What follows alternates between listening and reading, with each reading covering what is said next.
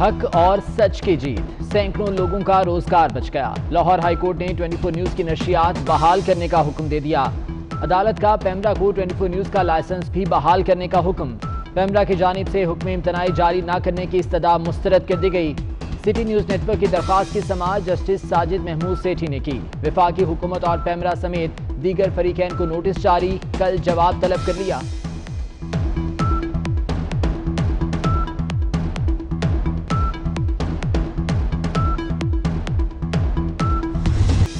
24 news کا قوم سے عہد، اپنے اصولوں پر کبھی سمجھوتا نہیں کریں گے۔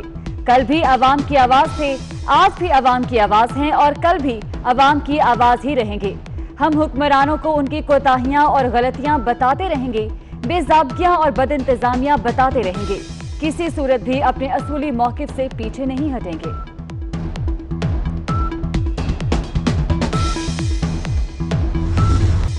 تمام سیاسی جماعتوں کا 24 نیوز سے بھرپور اظہار یکجہتی۔ چینل کی بندش کے خلاف قومی اسمبلی، سینیٹ اور پنجاب اسمبلی میں قراردادیں جمع کرا دیں۔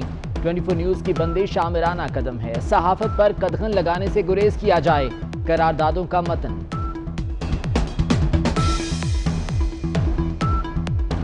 شہباز شریف نے 24 نیوز کی بندش اور میڈیا سے متعلق امور حل کرنے کے لیے پارلیمانی کمیٹی بنانے کی تجویز دے دی۔ اسپیکر کے نام خط میں لکھا کہ حکومت کی پالیسی سے میڈیا انتہائی تباہ کن حالات کا شکار ہے۔ پرامن احتجاج کرنے والے صحافیوں پر تشدد غیر قانونی حربے ہیں۔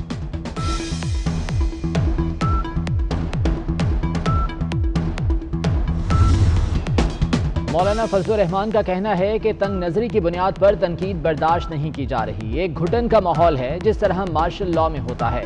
گھٹن کے اس ماحول میں میر شکیل کو گرفتار کیا جاتا ہے، 24 نیوز کو بند کرنے کی کوشش کی جا رہی ہے۔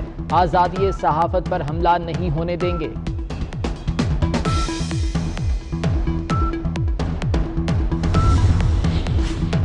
وزیر اعلیٰ سندھ کا وزیر اعظم کے نام خط، میڈیا پر پابندیوں پر سخت احتجاج۔ لکھا وفاقی حکومت اظہار رائے پر رکاوٹیں ڈال رہی ہے۔ 24 نیوز کے لائسنس کی معطلی میڈیا ورکرز کو بے روزگار کرنے کی کوشش ہے۔ MQM پاکستان کے کنوینر خالد مقبول صدیقی نے بھی وزیر اعظم کو خط لکھ دیا۔ کہتے ہیں آزاد اور ذمہ دار میڈیا جمہوری نظام کے لیے اشد ضروری ہے۔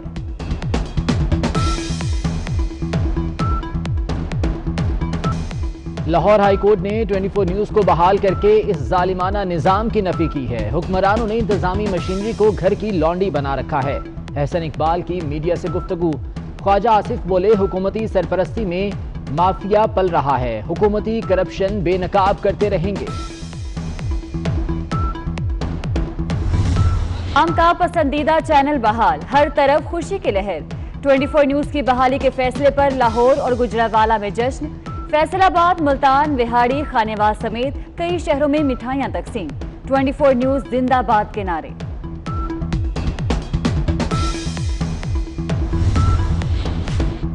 ٹوئنٹی نیوز کی بحالی کا فیصلہ، صحافیوں کو اتحاد مبارک ہو۔ سینئر صحافی حامد میر کا ٹویٹ، 24 نیوز کی نشریات کی بحالی پر خوشی کا اظہار کیا۔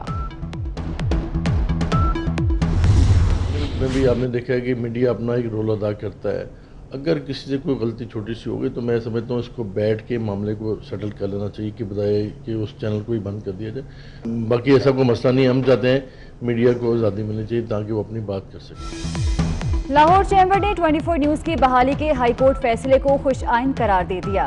صدر عرفان اقبال شیخ کا کہنا ہے کہ چینل کی بندش کا فیصلہ مناسب نہیں تھا، حکومت کو مثبت تنقید برداشت کرنی چاہیے۔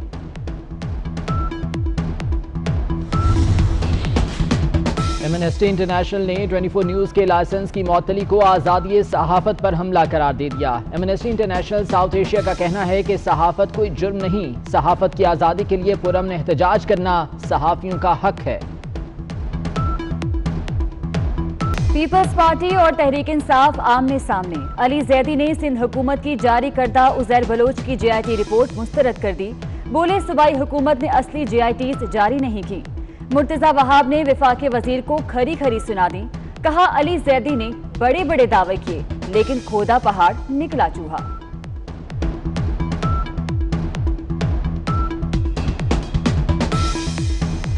عبدالقادر پٹیل کی وفاقی حکومت اور وزراء پر شدید تنقید، کہتے ہیں سوشل میڈیا پر جو JIT ہے اس میں تو ثانیہ مرزا کا بھی نام ہے، شاہد آفریدی اور مولانا طارق جمیل کے ساتھ بھی عزیر کی تصاویر ہیں، انہیں بھی شامل تفتیش کریں۔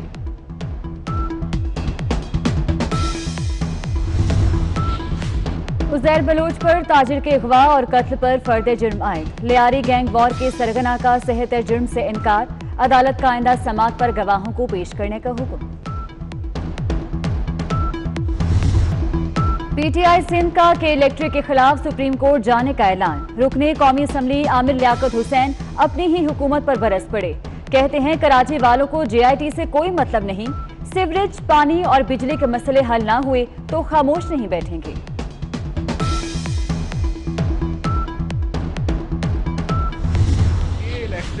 ایک ایسا ادارہ بنتا جا رہا ہے جو کہ مافیا کا روپ اختیار کر رہا ہے۔ گزشتہ کئی ماہ سے کراچی کے شہری اس بدترین لوڈ شیڈنگ کو جھیل رہے ہیں۔ ہم نے اس مسئلے کو وزیر اعظم پاکستان عمران خان صاحب کے سامنے رکھا، انہوں نے یقین دلایا، لیکن کے الیکٹرک کی ضد اور انا کا یہ حال ہے کہ انہوں نے پرائم منسٹر صاحب کی بات کو بھی اہمیت نہیں دی۔ کراچی میں لوڈ شیڈنگ پر MKM رہنما عامر خان کا پارا ہائی، کہتے ہیں کہ الیکٹرک مافیا کا گروپ بنتا جا رہا ہے، ادارہ وزیر اعظم کی ہدایات پر بھی عمل نہیں کر رہا، کراچی والے بدترین لوڈ شیڈنگ کو جھیل رہے ہیں۔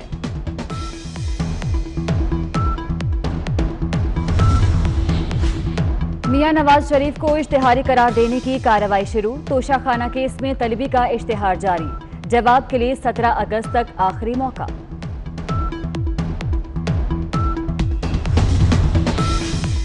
شہباز شریف کی عبوری ضمانت میں 16 جولائی تک توسیع، لاہور ہائی کورٹ میں اپوزیشن لیڈر کی ذاتی حیثیت میں پیشی سے استثناء کی درخواست بھی منظور۔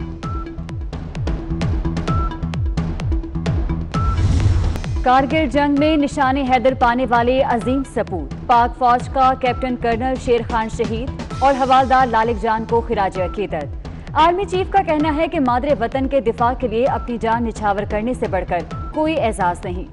دونوں شہداء کی برسی پر ثوابی اور غزر میں دعائیہ تقاریب۔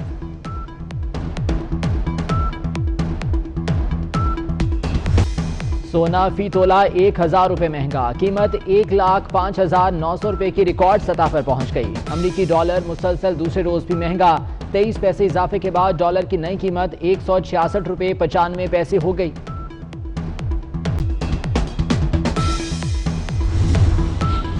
کورونا کا زور کم ہونے لگا، 24 گھنٹوں میں صرف 2700 کے قریب کیسز رپورٹ، ملک بھر میں کورونا کیسز کی تعداد 2,34,000 سے بڑھ گئی، 24 گھنٹے میں 77 اموات، تعداد 4,839 ہو گئی۔